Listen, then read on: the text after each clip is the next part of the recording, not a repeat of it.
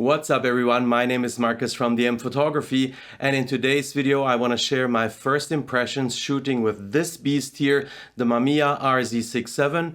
But before I do so, I need to do something important, and that is grab a coffee. I'll see you in a second.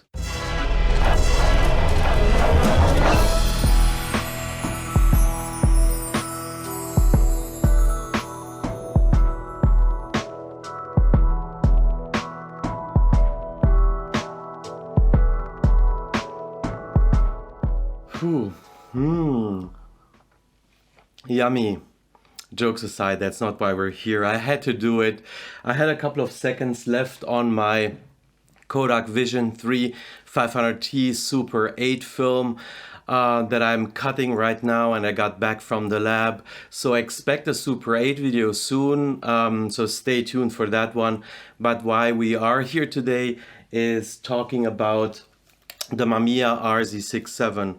So I got interested in the medium format last year, as you know, when I tried out a Hasselblad 500cm, later the Holga 120N, and then finally I decided this year to buy the Mamiya RZ67.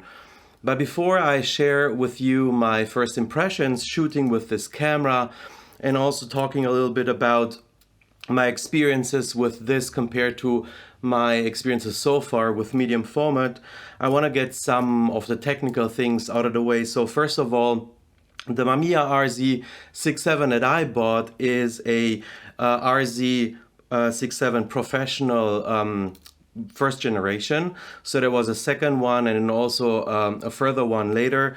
So what is the main difference between the version 1 and the Pro 2 and the later one is that this one doesn't have half stops for the shutter speed and the lens. So I just have full stops here on the lens going from 2.8 to f22 and shutter speeds up to 1/400th of a second and no stops in between. So that is the main difference for me. It didn't keep me from buying this camera. I also listened a lot to the feedback that you guys gave me after I shot and shared my experiences with the Hasselblad 500cm, especially when it comes to the finders. So I bought also a prism finder. Many of you told me that I should try a prism finder if I have problems with the traditional finder, so I did that for the Mamiya. This one also has a built-in light meter, which also addresses some of the issues that I had when I shot with the Hasselblad, and of course this is also possible when you have a Hasselblad. For me it was just that in the end somehow I decided that this one fits better to me. Other things that I did or I bought after I purchased the camera itself was I got myself this original lens cap. So it didn't come with the original Mamiya lens cap. And also I got another film bag. I got the film bag from the Pro 2 version. The main difference here is that it has a better light sealing, so a different system on how to keep the light out. And also it has, I don't know if you see it in the video, it has two little displays which show you on which frame you are. So on the original Pro 1 film bag, you just have one window, which is here, and no window on the side. And what you can do with this camera is you can turn the film back. So if you want to take a portrait or a landscape shot, you just have to turn the film back. You don't have to turn the camera, which I think is amazing. So you're never in a situation where you have to do something like this with this camera. You just keep shooting in this just horizontal position of the camera. What I also did is I bought a different focus screen. So the focus screen that came with this camera was a little bit damaged from the pre-owner, and it had some black markings which I didn't like at all. So I went to eBay and also got myself a new focus screen, and I cleaned the camera and it really feels like mine now. What also drove me to the Mamiya was this bellow focusing here. You see how it extends when you focus or when you keep turning the focus ring. And I really like that because you can get very, very close to your subject, which I am hoping for. I'm looking forward trying out more when shooting people or portraits in general. So that is pretty amazing. I went through 4 rolls of film so far. And I'm really happy with the results that I received or that I got so far. What I also got for the Mamiya is this one here. This is basically a grip that you can attach to the bottom of the Mamiya here, and then you can hold it and you can have a shutter release here to take photos. So this is very, very good when you walk around with the camera or you are in a studio and you want to shoot it in handheld mode and not on a tripod. Talking about tripod, I also had to get a very big tripod for this camera. I couldn't use, for example, the small tripod that I use right now, for example, with this vlogging camera. This camera is way heavier, so I also had to buy a new tripod in order for me to be able to use this camera fully also in a studio situation. And also what I had to get myself, and I didn't own, was a proper light meter. So I have here a Sekonic L756DR. So as you see, while going or deciding for taking a step into medium format as well, next to the 35mm, which I shoot on Leica, is all these accessories that I had to also purchase or I wanted to purchase. And I highly recommend anyone who wants to go into this camera system to also get a similar setup. It really helps if you don't have just the pure camera. It will give you a lot more flexibility, and especially with the light meter if you don't use the prism finder. So you will see a lot more about this camera on my channel throughout the year. I'm going to shoot ILFORD HP5 with the camera. You will see later a couple of shots that I took with HP5.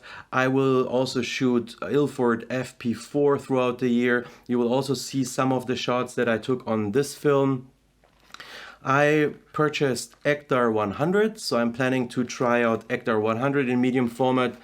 I will give Portra another shot with this camera, so I will be fair and also try the medium format Portra 400. And of course I had to get myself my so far favorite color film, the Fuji Pro 400H. I really love this film on my Leica. So yes, this is my current setup, and this is what I started with now when shooting with the Mamiya RZ67. I'm having a blast so far. I do not regret taking this decision, buying this system. It somehow, at least for now, it feels like it fits to me, and I want to explore it way more. So before I want to tell you now about my first impressions and experiences that I had shooting my first 4 rolls of film with this camera, let me just share with you some photos and I'll see you in a bit.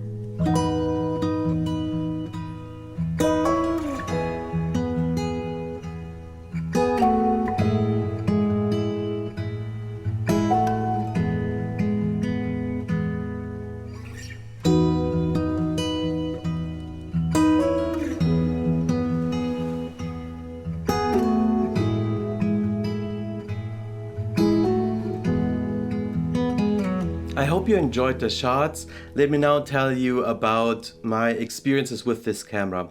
So many of the things that I experienced while shooting this camera for the first time on the streets and also at home in more of a portrait situation were similar to my experiences with the Hasselblad 500cm.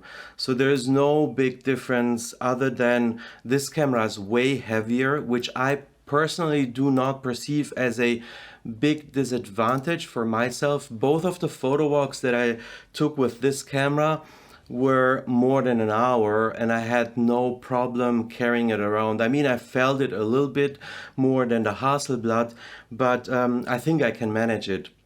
And I really like the feel. So one of the advantages for me, at least, having a heavier, more sturdy camera like this one is I had the feeling that I can hold it more steady. So this weight helped me to keep it steady, especially at lower shutter speeds. And it doesn't feel like a toy. That is what I really like. The focusing with this, let's say, main focusing screen here, I believe is still way more difficult than with my Leica rangefinders. I think those Leica systems or the Leica M rangefinder somehow nailed this manual focus in a way that, at least so far myself, I have not seen any other camera system doing it or making it so easy for me to take a shot.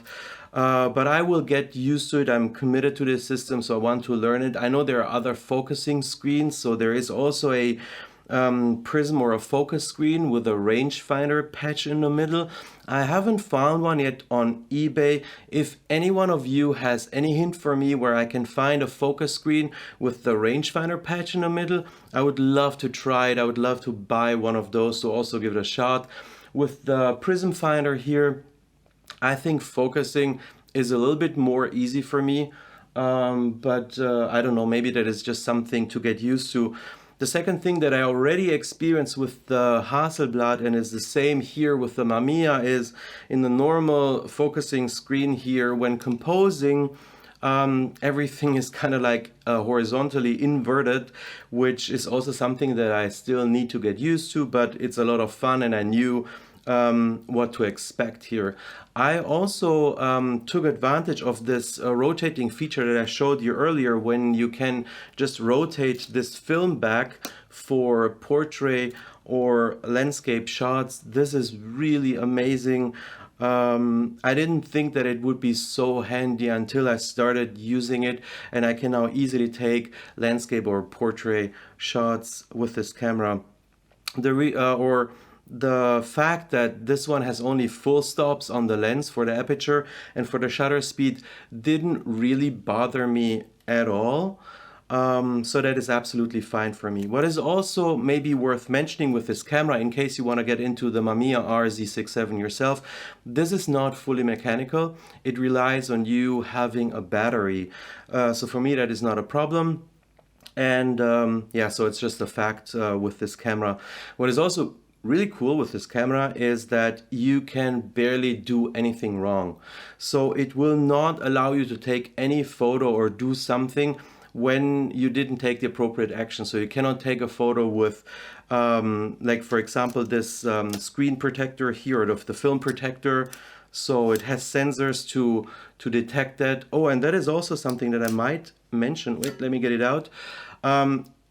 It has a holder for it here in the back. You can put it in here so you don't have to carry it in your pocket like I had to do on the Hasselblad. So this film back here actually has a little holder to put this in. Let me put it back here. Also, you cannot take off the film back if this protector is not in here. So all the mechanics is made in such a way that I don't know what you have to do to make an error with this camera. So it really just operates the way how it is intended to be used. It also has a multi-exposure feature here where you can take multiple exposures on the same frame. I love the frame counter. I love it how you forward the film with this handle. So all in all, I must say an amazing experience. I truly enjoy this camera. And I can't wait to shoot all these films and also, yeah, try the color films here that I bought. Continue shooting black and white. I love black and white. So all in all, I am super happy from what I can tell so far. I can highly recommend it to anyone who wants to get into medium format. For me, getting into medium format in 2020, I would not have thought that 3 years ago. Yeah, so that's it for my first impressions. Again, you will see a lot more about this camera and me using it and shooting with it throughout the year. I'll talk about the color films as well later. I hope you enjoyed the video. I had great fun shooting the camera, and I'm looking forward creating more content on this camera for you guys. So if you enjoyed the video, please consider hitting the like button. If you like this type of content, or maybe if you have checked out my channel and you've seen the other stuff that I'm doing and you like that, please also consider subscribing. And yes, so thanks again for watching this video, and I'll see you in the next one.